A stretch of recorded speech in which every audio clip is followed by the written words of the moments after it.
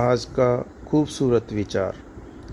जब हम स्वीकार करना और प्रेम करना सीख लेते हैं, तब हमारे जीवन का हर पहलू फलने फूलने लगता है। दाजी। 16 दिसंबर 2004 प्रातः 10 बजे।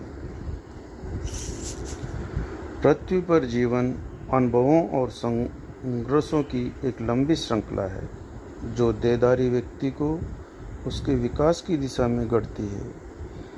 इस पहलू को कभी नहीं भूलना चाहिए, इसे स्वीकार करना आवश्यक है। यही संबंधित व्यक्ति की समझदारी के स्तर को दर्शाता है। इन सिद्धांतों को आत्मसात करना हमेशा आसान नहीं होगा। मनुष्य जीवन भर एक स्थायी सुख की खोज में रहता है, जो उसे इस संसार में नहीं मिल पाता।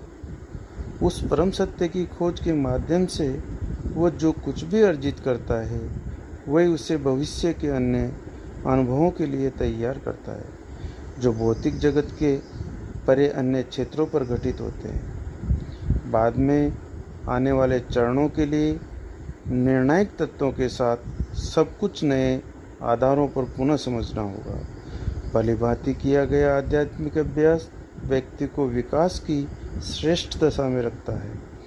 हम इस पहलू पर जितना भी बल दें, कम होगा।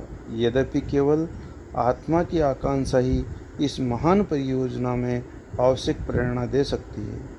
हमारे अभ्यासी अपने क्रम विकास के एक निर्णायक मोड़ की ओर बढ़ रहे हैं।